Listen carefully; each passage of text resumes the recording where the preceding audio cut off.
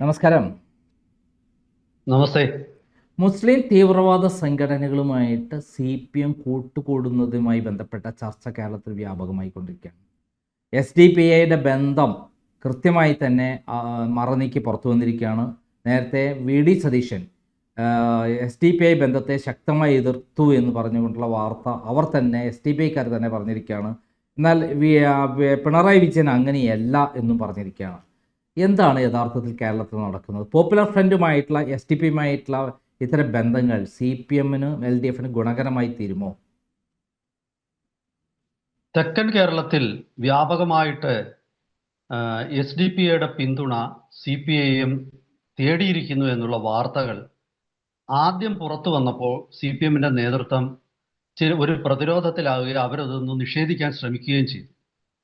അവരൊക്കെ പറഞ്ഞ ന്യായം സംസ്ഥാന തലത്തിൽ അങ്ങനെ ഒരു ധാരണയിൽ എത്തിയിട്ടില്ല എന്നുള്ളതാണ്. പക്ഷേ അതൊരു മറ മാത്രമാണ്, ഒരു അടവ് നയം മാത്രമാണെന്ന് ഇപ്പോൾ പുറത്തു വന്നിരിക്കുന്നത്. കാരണം SDPI സംസ്ഥാന അധ്യക്ഷൻ ലത്തീഫ് എന്നാണെന്ന് തോന്നുന്നു അദ്ദേഹത്തിന്റെ പേര്. അദ്ദേഹം വളരെ കൃത്യമായിട്ട് അത് പറഞ്ഞു. പല അസംബ്ലി നിയോജക മണ്ഡലങ്ങളിലും ഞങ്ങളുടെ പിന്തുണ ഇടതുപക്ഷത്തിന് ഞങ്ങൾ കൊടുത്തിട്ടുണ്ട് എന്ന് പറയുന്നു. അപ്പോൾ ഉദാഹരണമായിട്ട് അദ്ദേഹം പറഞ്ഞു, തിരുവനന്തപുരത്ത് നേമം നിയോജക മണ്ഡലത്തിൽ ഇടതുപക്ഷ മുന്നണി സ്ഥാനാർത്ഥിയും സംസ്ഥാനത്തെ വിദ്യാഭ്യാസ മന്ത്രിയുമായ V ശിവൻകുട്ടിക്ക് SDPI പിന്തുണയുണ്ട് എന്നുള്ളതാണ്. അത് ശരിക്കും പറഞ്ഞാൽ കേരള രാഷ്ട്രീയത്തിന്റെ ഒരു വികൃത മുഖമാണ് ഇതിലൂടെ പുറത്തു വന്നിരിക്കുന്നതെന്നാണ് എൻ്റെ ഒരു വിലയിരുത്തൽ. കാരണം നമ്മൾ പുറത്തിറങ്ങുമ്പോൾ നമ്മൾ മതേതരത്വവും നമ്മൾ യാതൊരു വിധ തീവ്രവാദ ആശയങ്ങളോടും യോജിക്കില്ല എന്നൊക്കെ നമ്മൾ അവകാശവാദം ഉന്നയിക്കുകയും അതേസമയം രഹസ്യമായി ഇത്തരം സംഘടനകളുമായിട്ട് ഒത്തുതീർപ്പിലെത്തുകയും ചെയ്യുന്നു എന്നുള്ളത്, ആ ഒരു വികൃത മുഖം, CPMന്റെ വികൃത മുഖം ഇപ്പോൾ പുറത്തു വന്നിരിക്കുകയാണ്. അതായത് കോൺഗ്രസിനെ കുറച്ച് ദിവസങ്ങൾക്ക് മുമ്പ് വരെ ജമാഅത്തെ ഇസ്ലാമിയുമായിട്ടുള്ള ബന്ധത്തിൽ ഉണ്ട് എന്ന് ആരോപിക്കുകയും അതിൻ്റെ പേരിൽ പ്രതിക്കൂട്ടിൽ നിർത്തുകയും ചെയ്യുന്ന CPM ഇപ്പോൾ കാര്യത്തോടടുക്കുമ്പോഴേക്കും CPMലും അതിനേക്കാൾ ജമാഅത്തെ ഇസ്ലാമി അങ്ങനെ എനിക്ക് തോന്നുന്നില്ല തീവ്രവാദ ആക്രമണങ്ങളിലോ അത്തരം വിഷയങ്ങളിലൊന്നും അവർ ആശയപരമായി ഒരു ഇതിൻ്റെയൊക്കെ വളർച്ചയ്ക്ക്, അതായത് തീവ്രവാദ പ്രസ്ഥാനങ്ങളുടെ വളർച്ചയ്ക്ക് സഹായകരമാകുന്ന ആശയങ്ങൾ സ്വീകരിക്കുന്നു എന്നുള്ള ആരോപണമാണ് അവർക്ക് നേരെ ഉണ്ടായത്. അല്ലെങ്കിൽ ആദ്യം ജമാഅത്തെ ഇസ്ലാമിയിൽ തുടങ്ങി പിന്നീട് കുറച്ചുകൂടെ തീവ്രതയിലേക്ക് പോയി അവസാനം ഭീകരവാദിയാകാനുള്ള ഒരു അടിത്തറ സൃഷ്ടിക്കുന്നു എന്ന ആരോപണമാണ് പലപ്പോഴും ജമാഅത്തെ ഇസ്ലാമിക്ക് നേരെയുള്ളത്. പിന്നീട് അവർ മറ്റു ചില വിഷയങ്ങളിൽ, അടിസ്ഥാന വിഷയങ്ങളിൽ അവർക്ക് ആശയപരമായിട്ട് ദേശീയത, അതായത് രാഷ്ട്രത്തിന്റെ അഖണ്ഡത, ഇതിനകത്തിലൊക്കെ തന്നെ അവർക്ക് വിഭിന്ന നിലപാടുകളുണ്ട് എന്നാണ് നമുക്ക് മനസ്സിലാകുന്നത്. പക്ഷേ പോപ്പുലർ ഫ്രണ്ട് നിരോധിത സംഘടനയാണ്. പോപ്പുലർ ഫ്രണ്ടും SDPIയും തമ്മിൽ ബന്ധമില്ല എന്നൊക്കെ, പ്രത്യക്ഷത്തിൽ ബന്ധമില്ല എന്നൊക്കെ അവകാശവാദങ്ങൾ ഉണ്ടെങ്കിലും ഇത് പലപ്പോഴും ഈ രണ്ട് സംഘടനകളിലെയും പ്രവർത്തകര് ഒന്നാകുന്ന സ്ഥിതിവിശേഷം പല സ്ഥലങ്ങളിലും ഉണ്ട്, പ്രാദേശിക തലത്തിലെങ്കിലും. അപ്പോൾ അത്തരം തീവ്രവാദ പ്രവർത്തനങ്ങളിലും അതുപോലെ ബോംബ് സ്ഫോടനങ്ങൾ ഉൾപ്പെടെയുള്ള പല കേസുകളിലും പ്രതികളായവരാണ് PFI. ആ PFI നിരോധിത സംഘടനയാണ്. ആ PFIയുമായിട്ട് ബന്ധമുള്ള SDPIയുമായിട്ടുള്ള ഒരു സഖ്യവും ജമാഅത്തെ ഇസ്ലാമിയുമായിട്ടുള്ള ധാരണയേക്കാൾ എത്രയോ അപകടകരമാണ്. അപ്പോൾ CPMനെ സംബന്ധിച്ചിടത്തോളം CPM വലിയ ഒരു വഞ്ചനയാണ് സമൂഹത്തിനോട് കാണിച്ചിരിക്കുന്നത് എന്നുള്ളതിൽ ഒരു തർക്കവുമില്ല എന്നാണ് എനിക്ക് തോന്നുന്നത്. ഇതിൽ ചില പ്രായോഗിക പരിഗണനകൾ വെച്ചിട്ടാണ് CPM ഈ തീരുമാനമെടുത്തതെന്നാണ് പലരും സൂചിപ്പിക്കുന്നത്. അതായത് വടക്കൻ കേരളത്തിൽ മുസ്ലിം ലീഗിനാണ് മുസ്ലിം സമുദായത്തിനിടയിൽ ഏറ്റവും അധികം സ്വാധീനം. ഇപ്പം നിങ്ങൾ മലപ്പുറത്തോ കോഴിക്കോടോ നിങ്ങൾ നോക്കിയാൽ അവിടെ ഇത്തരം പ്രസ്ഥാനങ്ങൾക്ക് SDPIക്ക് ഇത്ര വലിയ വേരോട്ടമില്ല, ഇത്ര വലിയ വോട്ട് ബാങ്ക് ഇല്ല. പക്ഷേ എറണാകുളം ജില്ല തൊട്ട് തെക്കോട്ട് വരുമ്പോൾ പല പോക്കറ്റുകളിൽ, ഇപ്പോൾ ഉദാഹരണത്തിന് നമ്മൾ പെരുമ്പാവൂർ എടുക്കുക, അല്ലെ ആലുവ എടുക്കുക, ഇവിടെയൊക്കെ തന്നെ SDPIക്ക് അതിശക്തമായ വേരോട്ടമുണ്ട്. അതുപോലെ എറണാകുളം നഗരത്തിൽ തന്നെ മറ്റ് ചില ഭാഗങ്ങളിലുമുണ്ട്. അപ്പം ഈ പ്രദേശങ്ങളിലൊക്കെ അസംബ്ലി നിയോജക മണ്ഡലത്തിൽ 5000-ഓളം വോട്ടുകൾ പലയിടത്തും 3000 തൊട്ട് 5000 വരെ വോട്ടുകൾ SDP-യുടെ കൈവശമുണ്ടെന്നും ഇത് ഇലക്ഷൻ റിസൾട്ടിനെ മാറ്റിമറിക്കാൻ പര്യാപ്തമാണെന്നുമുള്ള ചില നിഗമനങ്ങളാണ് CPM-നെ ഇങ്ങനെ ഒരു അവസരവാദ രാഷ്ട്രീയത്തിനും അതുപോലെ ഇത്രയും നെറികെട്ട രാഷ്ട്രീയത്തിനും പ്രേരിപ്പിക്കുന്നതെന്നാണ് സൂചന. ഇപ്പോൾ ഞാനിപ്പോൾ ഒരു കാര്യം പറഞ്ഞാൽ, നേമം നിയോജക മണ്ഡലം എടുത്താൽ അവിടെ തീർച്ചയായിട്ടും SDP-ക്ക് ഒരു 3000-ഓളം വോട്ടുകൾ ഉണ്ടാകുമെന്നാണ് ഞാൻ വിലയിരുത്തുന്നത്. ഒരു 3000-ന് അടുപ്പിച്ച വോട്ടുകൾ അവർക്ക് തീർച്ചയായിട്ടും ഉണ്ടാകാൻ സാധ്യതയുണ്ട്. കാരണം നേമം നിയോജക മണ്ഡലത്തിന്റെ ചില ഭാഗങ്ങൾ മുസ്ലിം പ്രദേശങ്ങളാണ്, ക്രിസ്ത്യൻ പ്രദേശങ്ങൾ അവിടെ വളരെ കുറവാണ്. പക്ഷേ ആ ഭാഗങ്ങളിൽ ഉള്ള വോട്ടുകൾ ആർക്കായിരിക്കാം സ്വാധീനം? അവിടെ പിന്നെ അങ്ങനെ ഒരു SDP-ഐ അവിടെ ഒരു മുസ്ലിം വോട്ടുകളുടെ ഒരു കുത്തക അവര് അവകാശപ്പെടാം, അല്ലെങ്കിൽ അവർക്ക് പല ആൾക്കാരെയും ഭീഷണിപ്പെടുത്താം, അല്ലെങ്കിൽ പല ആൾക്കാരെയും മറ്റു രീതിയിൽ സ്വാധീനിക്കാം. ഇത്തരം സ്വാധീനത്തിലൂടെയൊക്കെ വോട്ട് ഇടതുപക്ഷത്തേക്ക് കൊണ്ടുവരാം എന്നുള്ള ഒരു ധാരണ, അത് എത്രത്തോളം ശരിയാകുമെന്നൊന്നും നമുക്ക് അറിഞ്ഞുകൂടാ. പക്ഷേ ആ ഒരു ധാരണ പല തെക്കൻ കേരളത്തിലെ മണ്ഡലത്തിലും ഇത്തരം സാധ്യതകൾ നിലനിൽക്കുന്നുണ്ട്. ഈ സാധ്യതകളാണ് CPM-ന് വലിയ ആകർഷണീയമാവുന്നത്. പക്ഷെ നമ്മൾ മനസ്സിലാക്കേണ്ടത്, ലോകത്തിൽ ഒരിടപാടും വെറുതെ നടക്കില്ല. ഇപ്പൊ ഞാൻ ഒരാൾക്കൊരു സൗജന്യം കൊടുത്താൽ ഞാൻ കൊടുക്കുന്ന ആളിൽ നിന്നും ചിലപ്പോൾ പൈസ വാങ്ങുന്നില്ലായിരിക്കാം, പക്ഷെ മറ്റു രീതിയിൽ ചില ആനുകൂല്യങ്ങൾ ഞാൻ പ്രതീക്ഷിക്കുന്നുണ്ടാവും. ഈ ലോകത്ത് ആരും വെറുതെ ഒരാളെ നോക്കി ചിരിക്കാനും പോകുന്നില്ല. ഒരാൾ മറ്റൊരാളെ നോക്കി ചിരിക്കുന്നെങ്കിൽ പോലും അതിലൊരു പ്രതിഫലമുണ്ട്. നമ്മൾ സ്നേഹം എന്നൊക്കെ ഞാൻ പറയുമ്പോൾ ചിലപ്പോൾ അതൊരു ക്രൂരമായ നിരീക്ഷണമായിട്ട് തോന്നാം.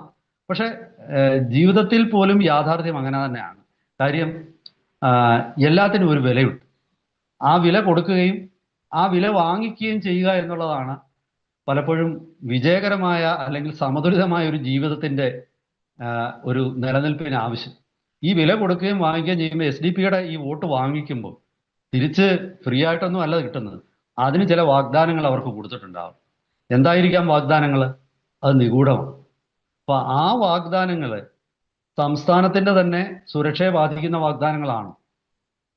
കേരള പോലീസിന് ഇത്തരം വാഗ്ദാനങ്ങൾ മൂലം ഒരുപാട് നഷ്ടങ്ങൾ ഉണ്ടാകുന്നു. നിരവധി കേസുകളിൽപ്പെട്ട SDP-ഐ പ്രവർത്തകരുണ്ട് ഇപ്പോൾ. അപ്പോൾ അത്തരം കേസുകളിലൊക്കെ CPM അധികാരത്തിലില്ലെങ്കിലും CPM സഹയാത്രികരായ ഒരുപാട് ഉദ്യോഗസ്ഥരുണ്ട്. പോലീസ് സേനയിൽ ഒരുപാട് ആൾക്കാരുണ്ട്. ഇവരുടെയൊക്കെ സഹായം SDP-ഐക്ക് വാഗ്ദാനം ചെയ്തിട്ടുണ്ടോ? വലിയ ഗൗരവമേറിയ ചോദ്യങ്ങളാണ് വരുന്നത്. പല മണ്ഡലങ്ങളിലും നമ്മൾ നോക്കിയ കോട്ടയം ജില്ലയിൽ ഇപ്പോൾ പൂഞ്ഞാറ്, അതല്ലെങ്കിൽ കാഞ്ഞിരപ്പള്ളി, നമ്മൾ വിചാരിക്കുന്ന പോലല്ല, തൊടുപുഴ, ഇവിടെയൊക്കെ SDP-ഐക്ക് സ്വാധീനമുണ്ടെന്നാണ് ഞാൻ മനസ്സിലാക്കുന്നത്. കാരണം തെക്കൻ കേരളത്തിലെ പല അതുപോലെ തന്നെ നമുക്ക് ഈ ആറന്മുള നിയോജക മണ്ഡലത്തിൽ പെടുന്ന പത്തനംതിട്ട മുനിസിപ്പാലിറ്റി SDP-ഐക്ക് മെമ്പറുണ്ട്. SDP-ഐക്ക് പല ഗ്രാമപഞ്ചായത്തുകളിലും സാന്നിധ്യമുണ്ട്. അവർക്ക് വോട്ടില്ല എന്നൊന്നും ഞാൻ കരുതുന്നില്ല. ഇപ്പോ പല അഭിപ്രായ സർവേകളും വരുമ്പോൾ നിങ്ങൾ ഒരു കാര്യം ശ്രദ്ധിച്ചിട്ടുണ്ടാവും. UDF-ന് പതിവില്ലാത്ത രീതിയിൽ വടക്കൻ കേരളത്തിലെ ചില ജില്ലകളിൽ വലിയ മുന്നേറ്റമുണ്ട്. പക്ഷെ ഈ മുന്നേറ്റം തെക്കൻ കേരളത്തിലെ ജില്ലകൾ കാണുന്നില്ല. തെക്കൻ കേരളം എന്നാൽ CPM-ന്റെ ഒരു ശക്തി കേന്ദ്രമല്ലതാണ്. അപ്പോൾ എന്താണ് അതിൽ നിന്നും വ്യക്തമാകുന്ന സൂചന? തെക്കൻ കേരളത്തിലെ ഈ ഒരു കടുത്ത മത്സരം കാഴ്ചവെക്കാൻ CPM-ന് സാധിക്കുന്നുണ്ടെങ്കിൽ ഏതോ ഒരു വിഭാഗത്തിന്റെ ശക്തമായ പിന്തുണ CPM-ന് ലഭിക്കുന്നുണ്ടാകും. അങ്ങനെ ഒരു പ്രചരണം നേരത്തെ തന്നെ തുടങ്ങി. നമ്മളിപ്പോഴായിരിക്കും ഈ ഒരു വസ്തുതയൊക്കെ പുറത്ത് കേൾക്കുന്നത്. പക്ഷേ പിണറായി വിജയനെ സംബന്ധിച്ചിടത്തോളം പിണറായി വിജയന്റെ ആത്മവിശ്വാസത്തിന്റെ ഒരു ഘടകം ഇത്തരം എന്തോ ഒരു ഡീൽ അദ്ദേഹം വർക്കൗട്ട് ചെയ്തിരിക്കുന്നു എന്നുള്ളതാണെന്നാണ് ഞാൻ മനസ്സിലാക്കുന്നത്. അപ്പൊ അങ്ങനെയുള്ള ഒരു ഡീൽ ഉറപ്പിച്ചിട്ടുണ്ടെങ്കിൽ തെക്കൻ കേരളത്തിലെ പല മണ്ഡലങ്ങളിലും അത്ര വലിയ ഭൂരിപക്ഷമൊന്നും ഇലക്ഷനിലില്ല. ഇപ്പൊ പഴയ കാലത്ത് ഇപ്പൊ ഉദാഹരണത്തിന് ആലപ്പുഴ ജില്ലയിലെ മണ്ഡലങ്ങളിൽ പണ്ടൊക്കെ അമ്പലപ്പുഴ, അതുപോലെ ഹരിപ്പാട്, കായംകുളം, ഇവിടെയൊക്കെ ഭൂരിപക്ഷം പലപ്പോഴും 3000-നും 5000-നും ഇടയ്ക്കായിരുന്നു. ഈ കഴിഞ്ഞ കുറച്ച് നാളായിട്ടാണ് ഇപ്പൊ രമേശ് ചെന്നിത്തല 17,000, 20,000 വോട്ടിന് ഭൂരിപക്ഷത്തിൽ വിജയിക്കാൻ തുടങ്ങി. അതുപോലെ അമ്പലപ്പുഴയിലും നല്ല ഭൂരിപക്ഷം വന്നു. ഇപ്രാവശ്യം CPM സ്ഥാനാർത്ഥിയായ H. സലാമിന് എനിക്ക് തോന്നുന്നു 20,000-നോട് അടുപ്പിച്ച ഭൂരിപക്ഷം ഉണ്ടായിരുന്നു. അങ്ങനെയുള്ള ഭൂരിപക്ഷങ്ങൾ ചെങ്ങന്നൂരിൽ വലിയ ഭൂരിപക്ഷം വന്നു. ഇതൊന്നും പണ്ടില്ലായിരുന്നു. അപ്പോ ഈ ഭൂരിപക്ഷം എന്ന് പറയുന്നത് ചില സമവാക്യങ്ങൾ മൂലം സോഷ്യൽ എഞ്ചിനീയറിംഗ് നടത്തി സൃഷ്ടിച്ചെടുത്ത ഭൂരിപക്ഷം. ആ ഭൂരിപക്ഷം ആ, ചൂണ്ടിക്കാണിക്കുന്നത് പലപ്പോഴും നമ്മൾ പുറത്ത് കാണാത്ത രാഷ്ട്രീയ വോട്ടിംഗ് മാത്രമല്ല, രാഷ്ട്രീയ വോട്ടിങ്ങിന് അപ്പുറത്തേക്കുള്ള ചില ഡീലുകൾ, ആ ഡീലുകളുടെ ഫലമായിട്ടുണ്ടാകുന്ന വോട്ടിംഗ് ആണിതെന്നാണ്. അപ്പോൾ ഇത് കണക്കിലെടുക്കുമ്പോൾ ഇപ്പോൾ SDPIക്ക് ഒരു 5000 വോട്ടുള്ള ഒരു 10 മണ്ഡലങ്ങൾ തെക്കൻ കേരളത്തിലെ ഉണ്ടെങ്കിൽ ആ 10 മണ്ഡലങ്ങളിലെ വോട്ടിങ്ങിനെ ഈ രീതിയിൽ സ്വാധീനിക്കാമെന്ന് പക്ഷേ CPM-നെ സംബന്ധിച്ചിടത്തോളം CPM വിജയ പക്ഷേ സാധ്യത ഉണ്ടാക്കാമെന്നുള്ള തോന്നൽ അവിടെ ഉണ്ടായിരിക്കാം. അല്ല, ചോദിച്ചു. പക്ഷേ ഈ ഇതുവരെ CPM അനുവർത്തിച്ചിരുന്ന ഒരു പാക്കേജ് ഇലക്ഷൻ എഞ്ചിനീയറിംഗ് എന്ന് പറയുന്നത് ഹിന്ദു വോട്ട് ഏകീകരിച്ച് അവരിലേക്ക് എത്തിക്കുക എന്നുള്ളതായിരുന്നു. അതിനുവേണ്ടി വെള്ളാപ്പള്ളിയെ ഇറക്കി, മുസ്ലിം വിരുദ്ധ പ്രസ്താവനകൾ ഇറക്കി, അങ്ങനെ ഹിന്ദു വോട്ട് മൊത്തത്തിൽ CPM-നോ അല്ലെങ്കിൽ LDF-ലേക്ക് വരുത്തണം എന്നുള്ള പ്ലാനായിരുന്നു അവർക്കുണ്ടായിരുന്നതെന്നാണ് നമ്മൾ മനസ്സിലാക്കുന്നത്.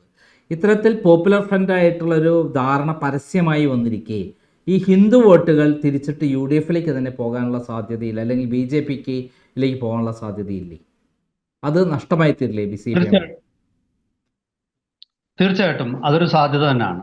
പക്ഷെ അവിടെ CPM എപ്പോഴും മറ്റു പാർട്ടികളെക്കാൾ മികച്ച ഒരു പ്രൊപ്പഗണ്ട മെഷീനറി ഉണ്ട്. ഇപ്പോൾ ഉദാഹരണത്തിന് മാധ്യമങ്ങളിൽ പലതും, അപ്പം ഈ അടുത്ത സമയത്ത് എന്നോടൊരാൾ പറഞ്ഞു, ഒരു വാർത്ത കേരളത്തിലെ ഒരു ദൃശ്യമാധ്യമത്തിന് അവർ അയച്ചു കൊടുത്തിട്ട് ആ മാധ്യമം അത് പ്രസിദ്ധീകരിച്ചില്ല. അത് സാധാരണഗതിയിൽ ഇവർ ഇത്തരം വാർത്തകൾക്കായിട്ട് ഈ വ്യക്തിയെ ഇങ്ങോട്ട് സമീപിക്കുന്നതാണ്. പക്ഷേ വാർത്തകൾ കൊടുത്തിട്ട് ആ മാധ്യമം പ്രസിദ്ധീകരിക്കാൻ തയ്യാറായി. അപ്പോൾ കൊടുത്ത ആളോട് പറഞ്ഞു, ഈ ഇലക്ഷൻ വരെ ഇത്തരം വാർത്തകൾ കൊടുക്കണ്ട എന്നാണ് എന്നോട് പറഞ്ഞിരിക്കുന്നതെന്ന് ആ മാധ്യമ പ്രവർത്തകൻ പറഞ്ഞു. ഇത് മാധ്യമങ്ങളുമായിട്ട് നല്ല ഒരു ഡീൽ CPM ഉണ്ടാക്കിയിട്ടുണ്ട്. നമുക്കറിയാമല്ലോ, മാധ്യമങ്ങളിൽ വൻതോതിൽ പരസ്യം കൊടുത്തതുമായിട്ട് ബന്ധപ്പെട്ട ഒരു വിവാദം ഇടയ്ക്ക് ഉണ്ടായതാണ്, PRD-യുടെ ഒക്കെ തന്നെ. അതൊരു ഭാഗത്ത് നിൽക്കുന്നു. പിന്നെ പല മാധ്യമ പ്രവർത്തകരുടേക്കും പല പല പ്രശ്നങ്ങളുണ്ട്. ഇപ്പോൾ ഉദാഹരണത്തിന് മാധ്യമ പ്രവർത്തകരുടെ പെൻഷൻ, ഈ പെൻഷന് ചെറിയ ഈ പത്രക്കാർ പലരും കൃത്യമായിട്ട് ഇതൊന്നും ചെയ്യുന്നവരൊന്നുമല്ല. പല ആൾക്കാരും പല വിഷയങ്ങളിൽ ഉൾപ്പെട്ടിട്ട് പലതും വേണ്ട സമയത്ത് ചെയ്യാൻ അവർക്ക് പറ്റില്ല. അപ്പൊ ഇങ്ങനെയുള്ളവരെയൊക്കെ നോക്കിയിട്ട് ഇവരെ ടാർഗറ്റ് ചെയ്തിട്ട് ഇവരെ പല രീതിയിൽ സമ്മർദ്ദം ചെലുത്തും. ഇതൊക്കെ നടക്കുന്നുണ്ട്. ഞാൻ പറയുന്നത് വളരെ കൃത്യമായിട്ടുള്ള എന്നോടുള്ള മാധ്യമപ്രവർത്തകരുടെ ഇന്ററാക്ഷനിലൂടെയാണ്. അങ്ങനെ പല തലങ്ങളിൽ, ഇപ്പോൾ ഉദാഹരണത്തിന് ചർച്ചകൾ നോക്കുക. ചർച്ചകളിൽ അതിശക്തമായി CPM-നെ എതിർക്കുന്നവരെ പല ദൂരദർശൻ ഉൾപ്പെടെയുള്ള ചാനലുകൾ ഇപ്പോൾ വിളിക്കില്ല. ദൂരദർശൻ കേന്ദ്ര സർക്കാരിന്റെ ആണെന്നൊന്നും പറഞ്ഞിട്ട് കാര്യമില്ല, അവിടെയും CPM-ന് വലിയ സ്വാധീനമുണ്ട്. അപ്പം ഇങ്ങനെയുള്ള പല അടവുകൾ ഉപയോഗിച്ചിട്ട് പ്രൊപ്പഗൻഡയിൽ CPM-നെ വെല്ലാൻ ആർക്കും പറ്റില്ല. പ്രത്യേകിച്ച് UDF-ന് പ്രൊപ്പഗൻഡ മെഷീനറി വളരെ വീക്കാണ്. പിന്നെ ഉള്ളത് BJPക്ക് മാത്രമാണ്. എങ്കിലും CPM-ഉമായിട്ട് അത് താരതമ്യപ്പെടുത്താൻ പറ്റില്ല. പണ്ട് തൊട്ടേ കോൺഗ്രസ് മനോരമയൊക്കെ ആശ്രയിച്ചായിരുന്നു നിന്നിരുന്നത്. കോൺഗ്രസിന്റെ വീക്ഷണം, എൻ്റെ ഓർമ്മയിൽ ചെറുപ്പത്തിലൊക്കെ ഞാൻ വീക്ഷണം പത്രം കിട്ടണമെന്ന് വിചാരിച്ച് പലയിടത്തും പോയി വായിച്ചാൽ അത് പകുതിയും തെളിയത്തില്ല, അതിലെ പ്രിന്റ് തെളിയില്ല. CP ശ്രീധരനായിരുന്നു അന്ന് എഡിറ്റർ. ആ പ്രിന്റ് നമുക്ക് വായിക്കാൻ പറ്റില്ല, ആകെ 4 പേജാണ് ഉള്ളത്. അങ്ങനത്തെ ഒരു ഗതികേടാണ്. ഇപ്പം ഇപ്പോഴും അതിന് വലിയ വ്യത്യാസമൊന്നും വന്നിട്ടില്ല. എത്ര പേര് ജയ്ഹിന്ദ് ചാനലിനെ കുറിച്ച് ചർച്ച ചെയ്യാറുണ്ട്? ജയ്ഹിന്ദ് ചാനലിന്റെ ഒരു വാർത്ത എത്ര ഓളം ഇവിടെ സൃഷ്ടിക്കുന്നുണ്ട്? അതൊന്നുമില്ല. അപ്പൊ ഞാൻ പറഞ്ഞത് ഇത് ഇങ്ങനെയൊക്കെ ഉണ്ടെങ്കിലും ഈ ഒരു പോപ്പുലർ ഫ്രണ്ട് അല്ല, SDPI-യുമായിട്ടുള്ള ഇതൊരു രഹസ്യ ഡീലായിരുന്നു. വെള്ളാപ്പള്ളിയെ ഉപയോഗിച്ച് നടത്തിയത് പരസ്യ ക്യാമ്പയിനാണ്. അപ്പൊ പരസ്യ ക്യാമ്പയിൻ ആയിരിക്കും എല്ലാവരുടെയും മനസ്സിലേക്ക് എത്തുന്നത്. രഹസ്യ ഡീൽ ഇപ്പൊ വളരെ കുറച്ച് ആൾക്കാർക്ക് അറിയാമെങ്കിലും അത് സമൂഹത്തിൽ മൊത്തത്തിൽ വലിയ ഇമ്പാക്റ്റ് ഉണ്ടാക്കില്ല. ആ ഒരു ഡീല് രഹസ്യമായിട്ട് തന്നെ മുന്നോട്ട് പോകും എന്നുള്ള വിലയിരുത്തലാണ് ഉള്ളത്. പക്ഷെ ഇതൊക്കെ ആണെങ്കിലും ചിലപ്പോഴെങ്കിലും ഉദ്ദേശിക്കുന്ന രീതിയിൽ കാര്യങ്ങൾ നിൽക്കണമെന്നില്ല. കാരണം ഈ പ്രാദേശിക തലത്തിൽ SDPI പോലുള്ള സംഘടനകൾ CPM-ഉമായിട്ട് യോജിക്കുന്നത്, അല്ലെങ്കിൽ അവർ തന്നെ അത് വെളിപ്പെടുത്തിയത് ജനങ്ങളുടെ മനസ്സിലേക്ക് എത്തിക്കാൻ കോൺഗ്രസിനോ ഇനി ഒരുപക്ഷെ BJPക്കോ കഴിഞ്ഞാൽ സ്വാഭാവികമായിട്ട് CPM-ന് തിരിച്ചടി ഉണ്ടാകും. അത് ഒരു കൗണ്ടർ കൺസോളിഡേഷൻ പലയിടത്തും ഉണ്ടാക്കും. അപ്പം വെളുക്കാൻ തേച്ചത് പാണ്ടായി എന്ന് പറയുന്ന അവസ്ഥയിലേക്ക് അത് കാര്യങ്ങളെത്തും. CPM വിജയത്തിനായിട്ടാണ് ആ തന്ത്രം ഒരുപക്ഷെ ഇറക്കിയതെങ്കിലും അത് ഒരു മറുഭാഗത്ത് ഒരു കൺസോൾട്ടേഷനിലേക്ക് പോയാൽ ഈ തന്ത്രം അമ്പേ പരാജയപ്പെടും. പക്ഷെ ഇവിടെ മൂന്നാമതും അധികാരം നിലനിർത്താൻ ശ്രമിക്കുന്ന CPM-നെ സംബന്ധിച്ചിടത്തോളം അവർക്ക് നഷ്ടപ്പെടാൻ ഒന്നുമില്ല, നേടാനാണെങ്കിൽ ഒരുപാടുണ്ട് താനും. അപ്പൊ ഏത് തന്ത്രവും അവർ പ്രയോഗിക്കും. ആ തന്ത്രങ്ങൾ വിജയം കണ്ടാൽ കൊള്ളാം, വിജയം കണ്ടില്ലെങ്കിലും അവരെ സംബന്ധിച്ച് അവർ രാഷ്ട്രീയ തന്ത്രം പ്രയോഗിച്ചു എന്നുള്ള ഒരു അത്ര മാത്രമായിരിക്കാതെ എന്താ അതാണെന്ന് അങ്ങനെയാണ് എനിക്ക് തോന്നുന്നത്. അതായത് വരും അതായത് പറഞ്ഞോ. അവസാന ലാപ്പിലേക്ക് കടക്കുമ്പോൾ ഏത് ചെകുത്താനെ കൂട്ടുപിടിച്ചിട്ടാണെങ്കിൽ അധികാരത്തിൽ തിരിച്ചു വരാനുള്ള കുതന്ത്രങ്ങളാണ് പിണറായിയും ഇടതുപക്ഷവും പയറ്റുന്നത് എന്ന് അർത്ഥം. കാരണം മുസ്ലിം തീവ്രവാദ സംഘടനകളുമായി എല്ലാവരും അകലം കാത്തുസൂക്ഷിക്കുമ്പോൾ, പ്രത്യേകിച്ചും VD സതീശന് ശക്തമായ രൂപത്തിലുള്ള നിലപാടെടുക്കുന്നത്, ആ സന്ദർഭത്തിൽ CPM-ഉം പിണറായിയും ഇത്തരത്തിലുള്ള തന്ത്രങ്ങൾ പരസ്യമായി തന്നെ ഇപ്പോൾ ഏകദേശം പരസ്യമായി കഴിഞ്ഞു. ഇത് വലിയ തിരിച്ചടിയായി മാറാനും സാധ്യതയുണ്ട്. എന്തായാലും പിണറായി വിജയൻ ഏത് ചെകുത്താനെയും കൂട്ടുപിടിക്കാൻ തയ്യാറായി നിൽക്കുകയാണ് അധികാരം നിർത്താൻ എന്നല്ലേ നമ്മൾ ഉദ്ദേശിക്കുന്നത്? തീർച്ചയായിട്ടും എങ്ങനെയും ആരുടെ പിന്തുണയായാലും കുഴപ്പമില്ല, എനിക്ക് അധികാരത്തിലെത്തിയാൽ മതി എന്നുള്ള ഒരു രീതിയിലാണ് CPM ഇപ്പോൾ മുന്നോട്ട് പോകുന്നത്. CPM-ന്റെ പ്രചരണവും ഇതേ ഒരു ആശയത്തിൽ ഊന്നി തന്നെയാണ്. പക്ഷേ അപ്രതീക്ഷിതമായി തിരിച്ചടികൾ ഇതിന് ഉണ്ടായാലും അത്ഭുതപ്പെടേണ്ടതില്ല. കാരണം ഇത്തരം ബുദ്ധികൾ സമൂഹവും മനസ്സിലാക്കും. ഇത് ഒരാൾക്ക് മാത്രമല്ലല്ലോ ബുദ്ധിയുള്ളത്, എല്ലാവർക്കും ബുദ്ധിയുണ്ട്. സാധാരണ വോട്ടർ ബുദ്ധിമാനാണ്. അപ്പോൾ തീർച്ചയായിട്ടും ഇതിന്റെ പൊള്ളത്തരം എല്ലാവരും തിരിച്ചറിയുമെന്ന് തന്നെയാണ് ഞാൻ കരുതുന്നത്. നന്ദി, നമസ്കാരം. ഓക്കെ.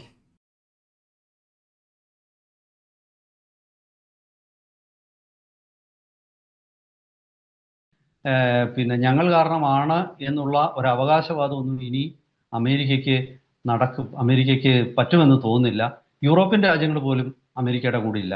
വരും ദിവസങ്ങളിൽ ഇതൊരു തീർച്ചയായിട്ടും അമേരിക്കയെ സംബന്ധിച്ച് അമേരിക്കയ്ക്ക് ഇതിൽ നിന്ന് ഊരിപ്പോകാനായിട്ട് ഒരു പുതിയ ബുദ്ധി കണ്ടെത്തേണ്ടിയിരിക്കുന്നു.